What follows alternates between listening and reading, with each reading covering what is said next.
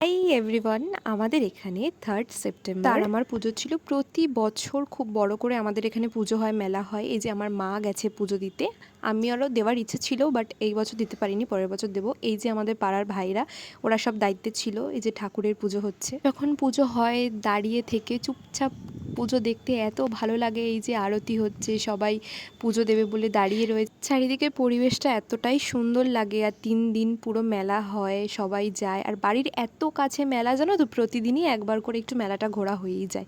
এইবার মেলা থেকে যদিও কিছু কিনিনি, নাহলে মেলাতে গেলে কানের দুল কেনাটা অবশ্যই মাস্ট। আর এইটা দেখলে না বড্ড চাপতে ইচ্ছা করে, কিন্তু যাই হোক, আর কি চেপে ওঠা হয়নি। বা পুচকেটাকে দেখো কি সুন্দর গাড়িটা। আর পর মেলাতে গেছি, একটু খাওয়া দাওয়া না করলেই হয় না। তো ঘুগনি, ফুচকা, তারপর অ্যাট লাস্ট একটা জিলিপি খেয়েছি। তো এখানে জুই দিদি কি বলছিল আমার ঠিক এখন মনে পড়ছে না। তো চলো আজকের মতো বাই, দেখা হবে নেক্সট কোনো ভিডিওয়।